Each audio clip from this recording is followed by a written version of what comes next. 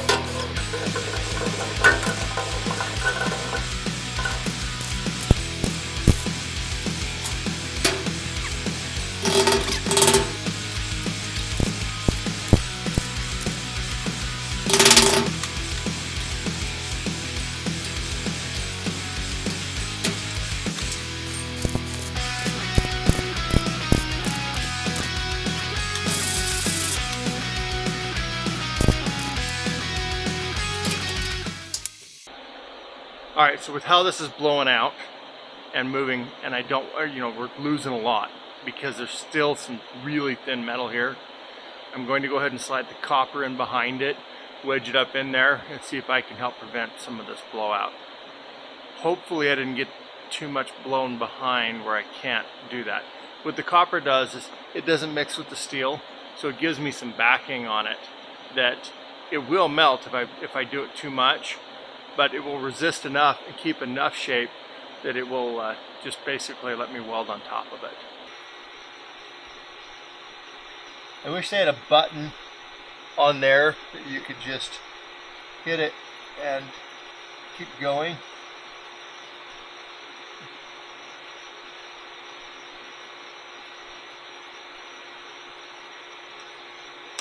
And then not have to start and stop over again. Yep. And so now we're just doing an outline trace.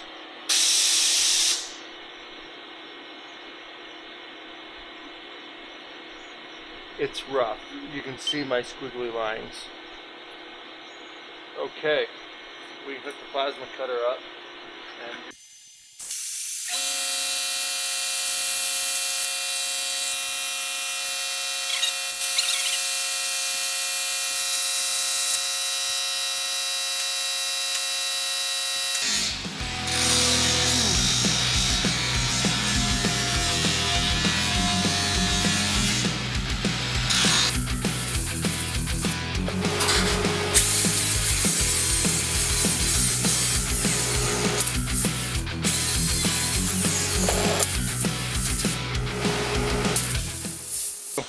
Now this isn't pretty, but I'm still going to show you.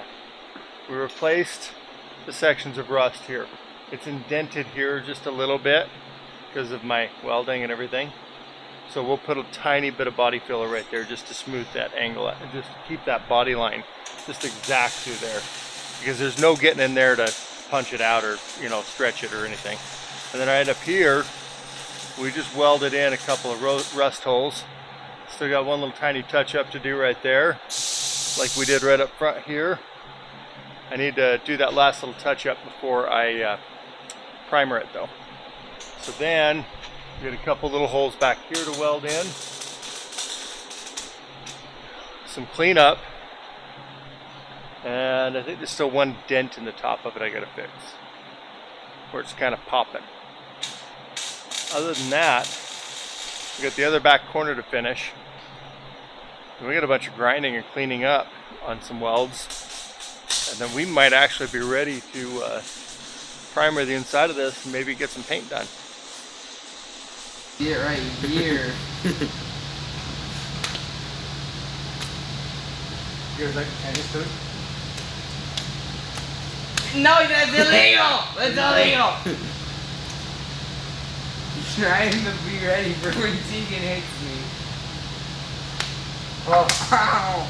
I'm on top This is difficult doing food. Yeah.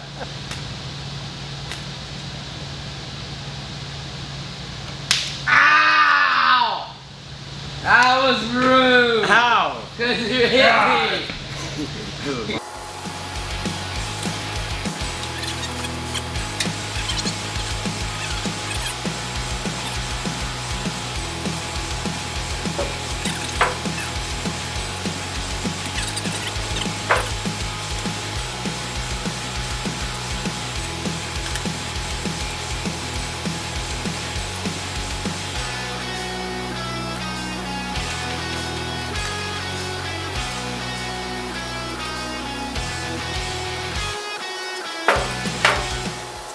Just bondoed, and it's been a while, and now it was drying up on me, it was hardening up, so I had to be careful.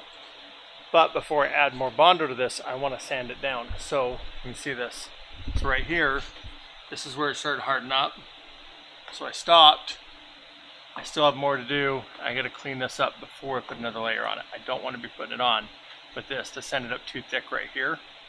Obviously nothing here and nothing here, and this got too thick because it was starting to harden up on me. I think I put a little bit too much hardener in it. So then I did another batch. We were able to get these back areas. And yes, there's a ton on there right now. It's really thin, but there's a lot. And so we will go through and sand all this down, shape it in, hopefully have the roof done. The roof has been one of my most time-consuming things besides the floor. As far as just body work goes, the roof has been a massive amount of work. And I still have this back corner column to do a lot on. We got to fix the lead spot here. We got to weld that in and get that up there, that bottom corner done. Zach got this one done. Let's take a look at this. Looks like we still got some grinding, clean up a little bit to do on it, but this is shaped in there pretty good. Definitely needs some cleanup, but not too bad. Still got some grinding to do, some cleanup. I still got a little bit to do right here. It's coming. It is coming. All right, so you guys, look at this. So this is what I was trying out. So this is a rigid pillar foam, and this is a flexible foam. They're both 3M products, okay? But they're expensive, but the question is which one works best for this application. All right, so the rigid foam gives some rigidity to it, or it's solid. I mean, you can see this, okay? But this soft stuff, it's hard to even put a knife into it. Yeah. So basically what I was trying to do is figure out, are we going to go with soft or solid? This is kind of a learning experience for me. So I used it in 2 different areas. I decided for now, with this, we're going to go the rigid foam. All right, so I just spent the last hour or so just cleaning out all these edges, cleaning out the old seam sealer. Now I get the first attempt of trying, this is some gray mosquito. I might be on a mosquito hunt. It's called squirrel. I don't want to get bit. All right, so I've cleaned out the body filler now, seam sealer, and now we're going to try this seam sealer to see if I like it or not. This one is Dynatron seam sealer gray, so hopefully you can see that good. And this is the 12-ounce tube. Oh, okay. I just did something I should have done. I just read instructions. I can't do it yet. Okay. I need to spray some primer on this. So let's do that.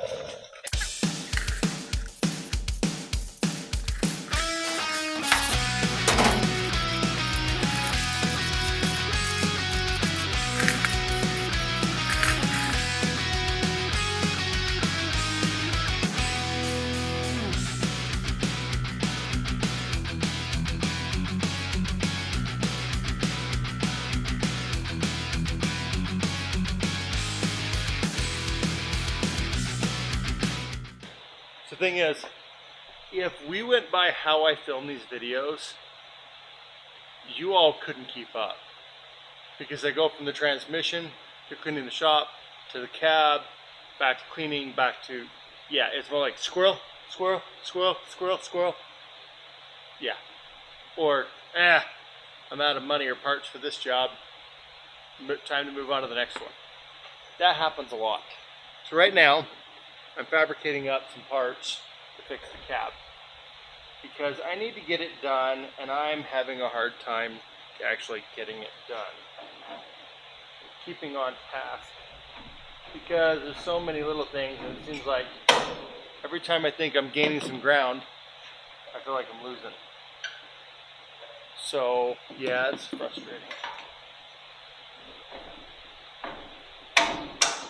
So I'm just trimming it in. Trying to get it just right.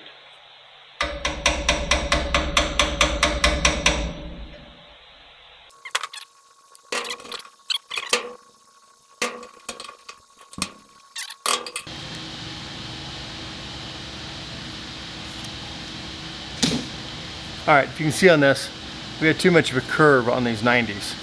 It comes up at a nice 90 and then it curves and, well, it arches over top and down. So I'm gonna go put this in the vise. I'm gonna pound it down a little bit, clean it up. Just one little final tweak just to make sure it sits right, hopefully.